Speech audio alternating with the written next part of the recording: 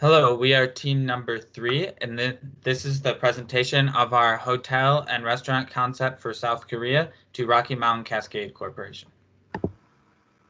So we're going to start with a quick executive summary. South Korea has a really strong GDP per capita of around $31,846 per person. It ranks really low on the Gini index, which is the income inequality index.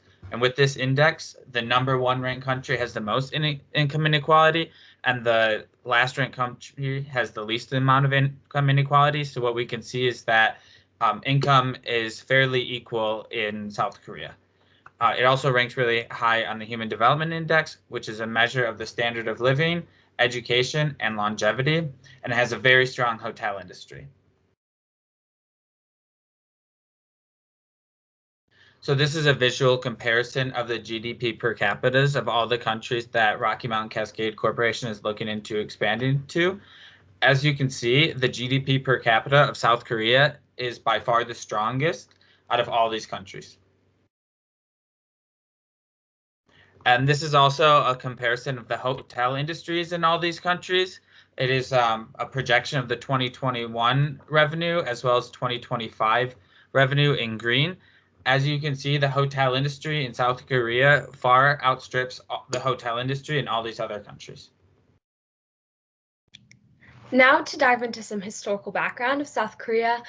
During World War II, the exportation economy actually started booming. This was largely in part due to the investment from the US.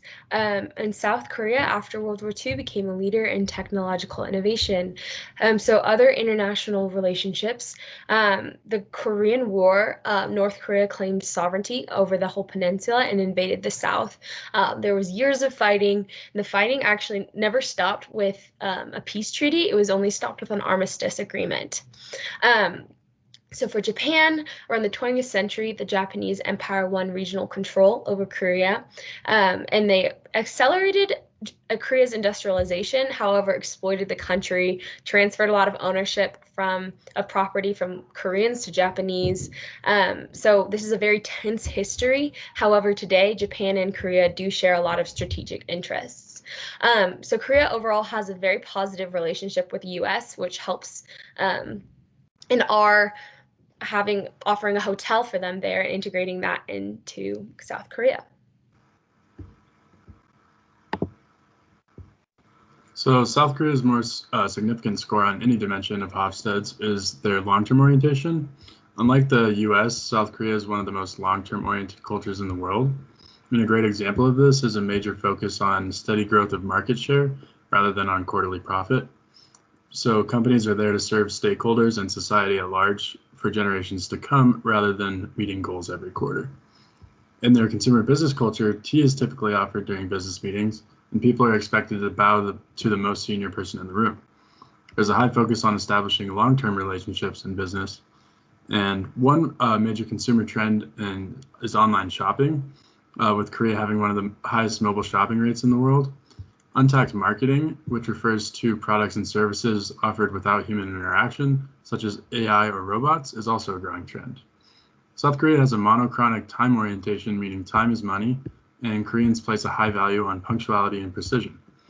Many Koreans are non-religious, but follow the principles and values of Confucian philosophy. Last, age is the primary determinant of status, regardless of where someone stands economically. So I'm going to give you guys a breakdown of the SWOT analysis of South Korea. So for the strengths and opportunities, those include a strong economy with a high individual GDP per capita of 31,846. Their large trade partners include the US and China, with 2/3 of the country working in service positions, which is good news when considering implementing a hotel or hotel chain. As far as threats and weaknesses of the area, they are a net commodity importer, which means that they are vulnerable to changing global and regional downturns and varying economic conditions. Additionally, the population is aging overall, so the older population is growing at a faster rate than the younger population is growing. And then, of course, we can still consider coronavirus restrictions, it being a large metropolitan area, to be a possible threat.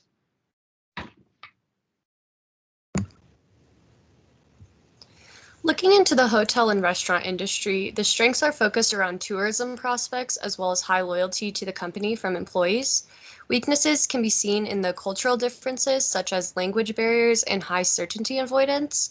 The ability to combine both traditional Korean cuisine and interiorings with Western styles gives us an opportunity to create a unique space that appeals to many different cultures of people.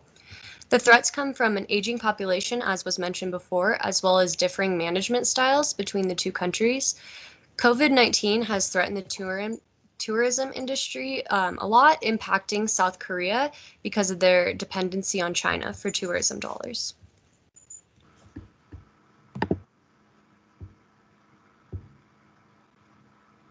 So to go into secondary research, we broke down the population by age. So to give you guys a breakdown of the age populations, 0 to 14 years accounts for 12.77% of the population, 15 to 24 years accounts for 11.18%, 25 to 54 accounts for 44.66%, 55 to 64 is 15.47%. We're going to be targeting the 22 to 54-year-old age group, specifically looking at recent college grads and young business professionals working in tech to account for South Korea's large booming tech industry headed by tech giants like Samsung and SK Hynix that are headquartered in Seoul.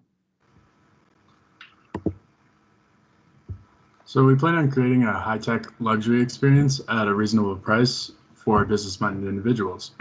Some of the offerings we'll provide include American Asian food and beverage, flexible packages for travelers, including extended checkout to accommodate red-eye flyers and luggage leaving services, and transportation between the hotel and the airport.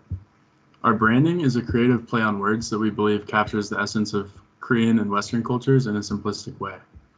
The Innovation Hotel will be located in the capital of South Korea, which is the world's 16th largest city and the cultural, economic, and political center of the country. This location will be ideal for Koreans and foreign tourists alike, whether they are traveling for business or vacation. Innovation will charge moderately premium pricing because we want to position ourselves as a modern luxury hotel at a reasonable price. So as far as some of the hotel offerings, we aim to provide a classy and relaxing atmosphere that is upscale but not uptight. South Korea is one of the most innovative countries in the world, so we're going to make our hotel as high-tech and automated as possible. One service that we will offer is automated guest check-in and check-out, so the busy professionals can come and go as they please. The growing trend of smart hotels in Seoul will force us to continuously update and improve our technology offerings to remain competitive against other hotels targeting the same markets. Regarding the room offerings, as stated before, we want to make our hotel as advanced and automated as possible. There will be touchscreen control tablets mounted in each room, allowing guests to adjust the lighting and climate of the room, and a separate tablet mounted in the shower to control temperature and pressure. These tablets will also allow guests to use the TV, order room service, and contact the front desk with any requests.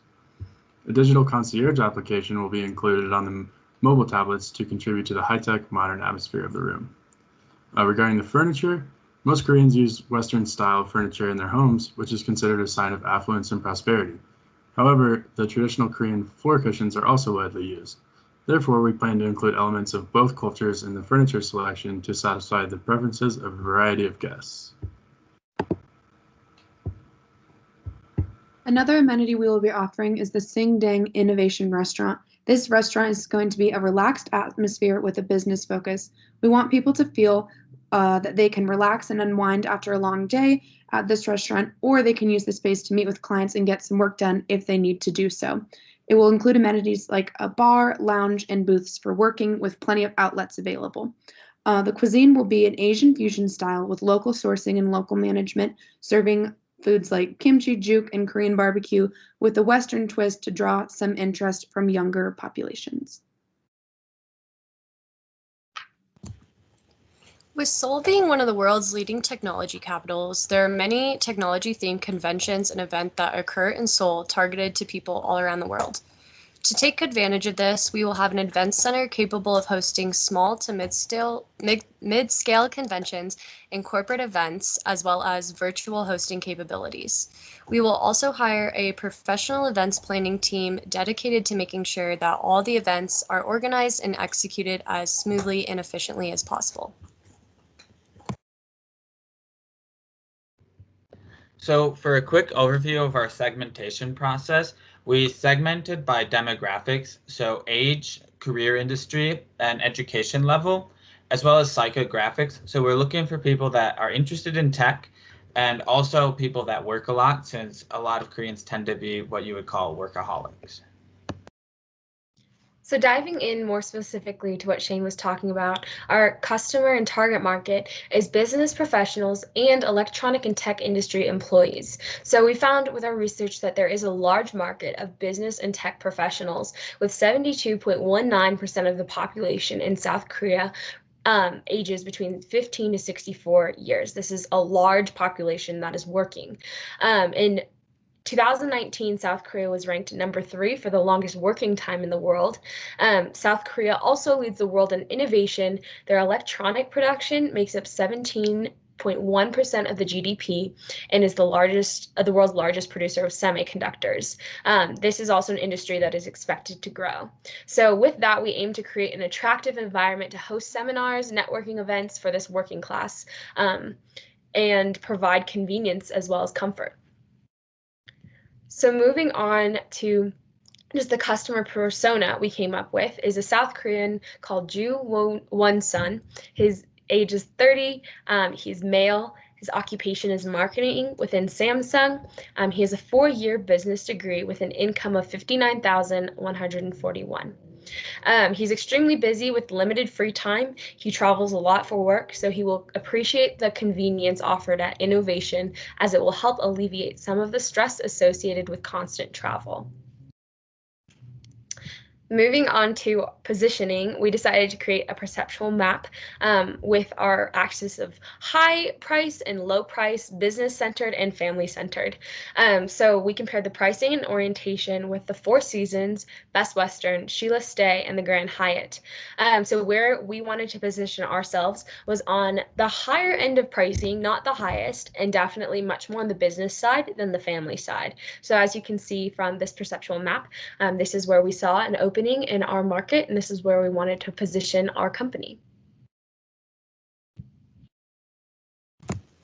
Moving on to the implementation, our strategy is to open the hotel and restaurant during the popular Smart Tech Korea convention in order to generate a relationship with large conventions and events in South Korea in both the business and technology industries.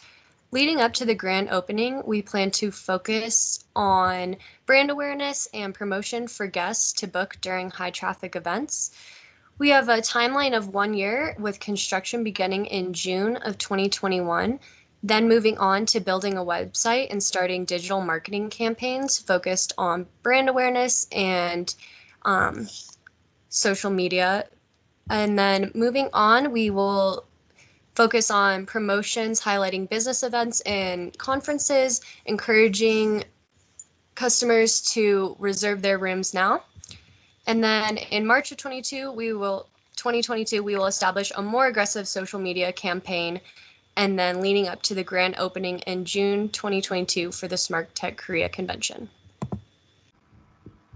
Moving on to our promotional strategies, we will focus our marketing on social media platforms, followed by television and billboard ads. Keiko Talk has 220 million registered users and is the most widely used messaging app in South Korea. So we will focus advertisements there as well as on Facebook. We will also use celebrity endorsements from both American and K-pop celebrities to promote our hotel and restaurant, because those in our target market will be very responsive to these kinds of advertisements. And then to the right is an example of a possible social media advertisement to promote bookings for the Smart Tech Korea convention, which will also be the grand opening of our hotel and restaurant.